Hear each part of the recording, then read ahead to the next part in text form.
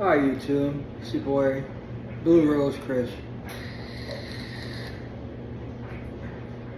Okay, the topic of the day. Owning a 1999 Yamaha R1. Me personally, I watched many videos about owning a 99 Yamaha R1. Don't mind the noise, that's the dryer. I watched many videos about why you should or shouldn't own a 1999 R1 and why you shouldn't start on one. Me, I actually started on a 1999 Yamaha R1. If you've been watching my channel, you actually seen my bike. I call it Very beautiful bike. Would I recommend anyone start on it? Unlike other YouTubers that say no, I actually would say yes if you are responsible. If you are an irresponsible person, you're always wanting to go fast, you don't respect the law, I would recommend you try to start on a littler bike and work your way up, because then you won't get in as much trouble. Me personally, since owning my 1999 Yamaha R1, I actually went down, and I'm going to be honest, unlike the other YouTubers who own motorcycles and they say they've never been down, I have actually been down about 4 times since owning this 1999 Yamaha R1. Some of the reasons, like I can honestly say have like 2 of the reasons why I went down is because I did not have the proper throttle control ethics. So I was giving it too much gas on the turns, and the back wheel always slide it out on me. Other than that, letting the clutch go too fast, causing me to do like a burnout, but it wasn't an intentional burnout, and it kind of scared me, and I went down. Other times it was just like not counter steering right. Instead of leaning into the turn, I was leaning away from the turn, causing the bike not knowing to stand up or lean over, and it caused it, all that weight from the bike caused it to tip over, and I went down again.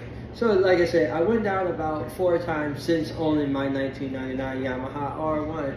And if you do not know what my bike looked like, go back to my previous videos and you'll be able to see my bike. It's not in the best of condition because, like I said, if you watch my previous videos, you'll know that I just got my bike back. It was stolen by the mechanic that was supposed to actually be helping me fix on my clutch. Because yes, I could do some of the work on my own bike, but not all of it.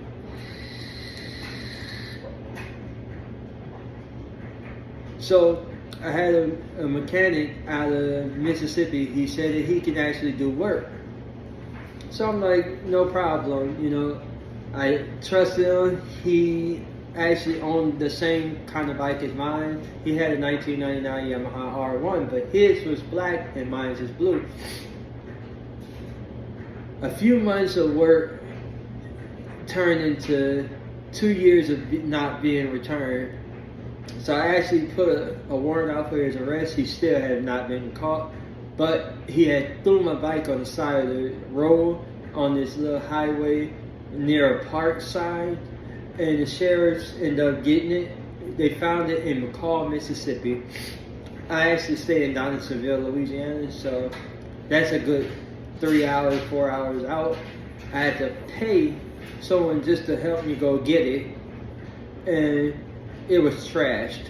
He took all my fuses out of it, all my relays, my battery. He took everything from it, broke up all the plastics. He took the bike through a lot while in that course of 2 years. The tank was rusted so bad to the point where if you put gas in it, it's like it turned into mud. So my response to all these people that's making these videos talking about do not start on the Yamaha R1 as a beginner, I can honestly say I don't agree with them in a certain extent. If you are a responsible person if you respect the machine as a machine and not a toy, then you should be alright. I'm living witness. Like I said, I went down 4 times.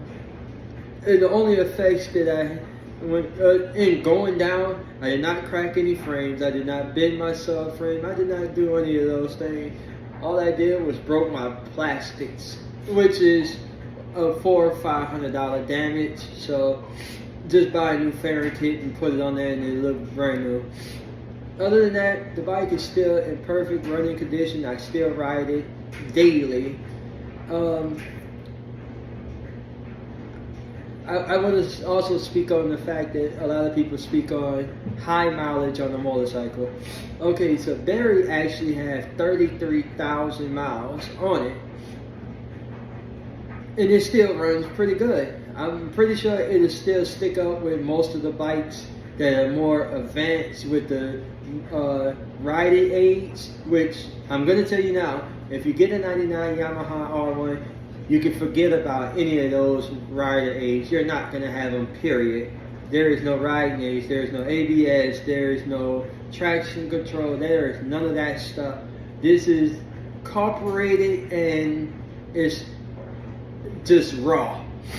So, if you're going to get a 1999 Yamaha R1, just know it's going to be raw power. There is no way to turn it down or up. It's going to be strictly ride or don't ride. If you're going to get a 1999 Yamaha R1, which I actually did. I personally picked the 1999 Yamaha R1, and I'm going to say, I had 2 choices of my favorite looking bikes since I was a little kid. It was a 1999 Yamaha R1 and a 1999 Suzuki Hayabusa 1300 RR. That was my, not RR, just R, 1R. I actually love that copper look of the original Hayabusa. Unfortunately, I could not afford that Hayabusa, so I went with the next one, which was the 1999 R1, which I love that royal looking blue that they have. I love blue. I love blue because my birthstone is actually sapphire blue. I was born in September 17, so yes, I'm a Virgo, and my birthstone is actually sapphire blue, so I always loved it blue. So when I seen the 1999 Yamaha R1 and it was stock, everything on my bike is actually stock. There's no upgrades, there's no power commanders, there is nothing, not even no HDI, ain't even no high beam, like the upgrades of the headlights. There is nothing upgraded. None of the brakes is upgraded, none of the tires. It's not stretched, it's all stock. Everything is stock. So, and that's how I actually want my bike to stay. I'm not like the rest of them that want to like overly customize the bike and put paint schemes on it and stretch it out and big, huge 360 tires. I don't want to do all that. I actually like the bike the way it came when it was first created, and that's how I have it now. Yes, my plastics are broken because due to it being stolen for 2 years, it had set out in the sun, it set out in Hurricane Ida, it just went through everything, and it caused it to start, the plastic to become very brittle. So it was cracked, it was dropped by the guy that stole it and everything, so a lot of damage was done due to it being stolen. And the 4 crashes that I actually had while on it, cracked the side on the right side, passengers, I said passenger side, the right side of the bike, right hand where the throttle is at, is actually cracked. My blinker and everything got knocked off due to it being loaded to a tow truck. Why was it loaded to a tow truck? Okay, so in my previous video, I told everyone, if you want to get into motorcycling, please get into it legally. Don't be like me and try to ride the motorcycle as long as you can before you get caught. Because when they do take it, they will impound it, and when they do impound it, you're gonna go through so much work just to try to get it back. And trust me, I had to go through it myself. I had to pay the tow yard. I had to get a release form from the DMV. I had to get a proof of insurance. I had to make sure my driver's license was straight. I had to make sure the insurance was straight. Then I went to the DMV with all my documentation showing that I went and followed all the steps that they told me that I had to follow to actually get the bike released. I actually had to take all these papers from Donaldsonville and go all the way to Gonzales, which is like an hour and a half ride to get the bike back. And it wasn't in the best of conditions. So I actually got stranded riding the bike home. I actually got stranded and had to sit there for about a couple of hours waiting for a tow truck to come and give me a jump start because the battery had actually died. And that's another thing that you need to know. Owning a 1999 Yamaha R1, you will actually have to keep this bike on the triple charger. I have it on the triple charger now. It's not where I'm at now, but it's in another location. But it's actually being charged. It's sitting on the triple charger, and I keep it like that overnight. So by in the morning, I just can get on it and push it, and it starts up instead of constantly pushing, and then the battery is letting you know that it's dead. So just get you a triple charger if you're going to own an older bike. Just get you a triple charger. Whether you got a good battery or a bad battery, just get you a triple charger. It'll make your life a lot easier. And if I would have thought about it in the beginning, I would have actually got me a triple charger as well.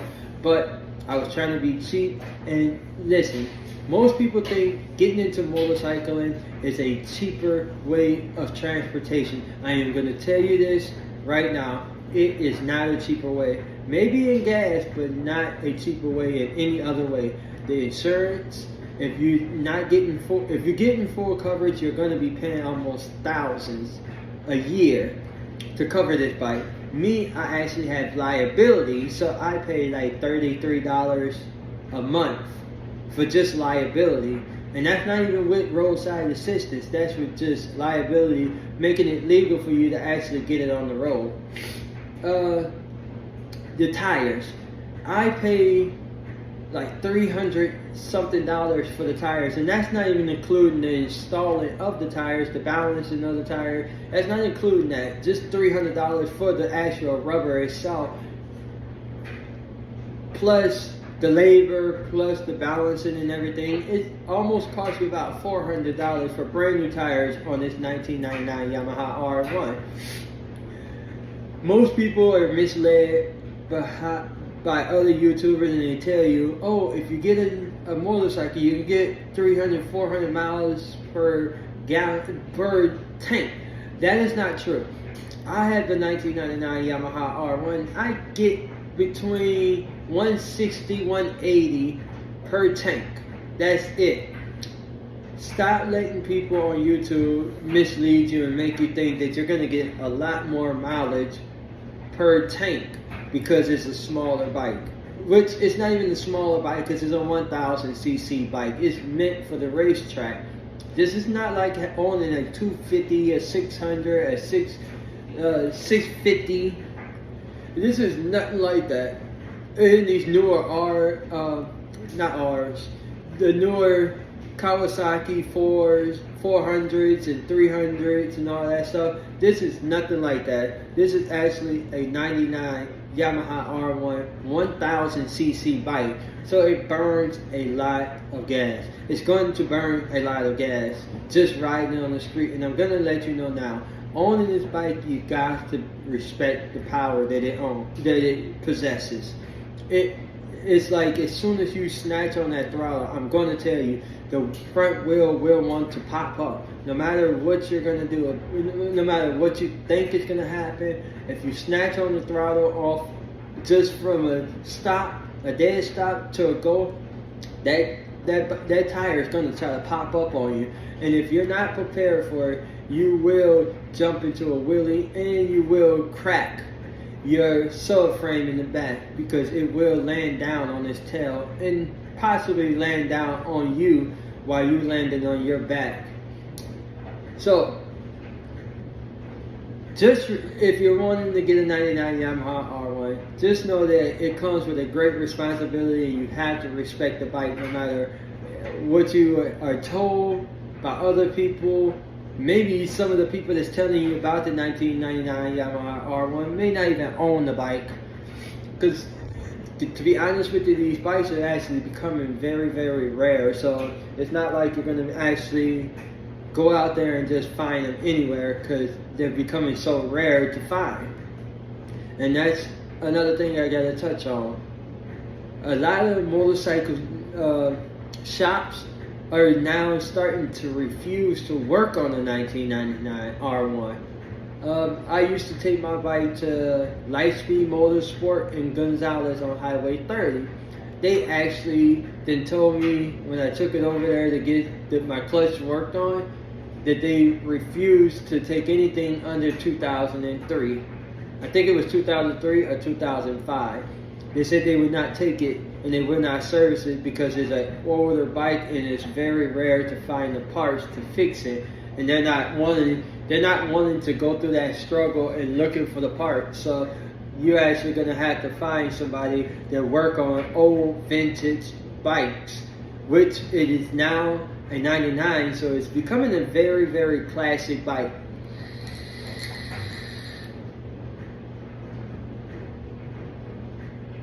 Yeah, it's becoming a very classic bike. So if you're looking into owning it, take my word for it. It is a beautiful bike as long as you respect it. Just respect the bike. Whether you feel like you don't have to listen to me, and guess what? Everybody have their own opinion. If you don't want to listen to me, you don't want to listen to all the other YouTubers, and you want to learn the hard way like I did, go ahead. I'm praying that your safety is your main priority when you get on this bike and you're going to ride. I just pray that you make it from point A to point B without any wrecks or without any bodily injuries. I know for a fact that I could have potentially got hurt very, very bad many times while riding this bike with people pulling out. Me not really knowing when to pull in that clutch, not knowing when to slow down, because like I said, this is a very highly powered motorcycle and it will make you want to just get on it and go. I mean go like fast. So until next time, I just pray that anybody like this video, just give it a thumbs up, subscribe to this channel, and let me know that y'all like my content, and I'll just keep creating more content. I know that I said I was going to start making riding motorcycle videos with the 1999 Yamaha R1. I'm actually waiting for the cameras for my helmet to go on the side, so that is why I have not created any videos in the riding. I actually been recording all the videos involving my motorcycle with my phone. So you ride on, be safe out there, y'all. Know that these cars do not respect motorcyclists, so you have to ride your motorcycle and also feel like you're driving their cars for them. You have to think 30 seconds ahead of each car that you see. You have to have it in your mind that they're going to pull out in front of you. They're going to try to swerve around you and they don't see you. Which half of the time they say that they don't see you, and then with all these crazy laws where you have to have the bike a certain decimal in sound, so you can't have it too loud because then you'll get tickets and everything. So just ride like no one is seeing you. See them, get out the way. It is no point in getting mad, trying to road rage. You are on the motorcycle and they're in a truck or a car. They're in a bigger vehicle, they're in a cage. You are out in the elements. All it takes is for them to swerve with the road rage and you're wiped out. So do not get into a confrontation with these cars and trucks and 18-wheelers or dump trucks or whatever, these bigger vehicles where they're in a roll cage and you're just out in the element, and you can actually get very, very, very, very badly hurt. So do not try to go into all these road rage arguments with these people that's in these vehicles when you're on a motorcycle. Please, y'all, stay safe out there and keep riding. Peace.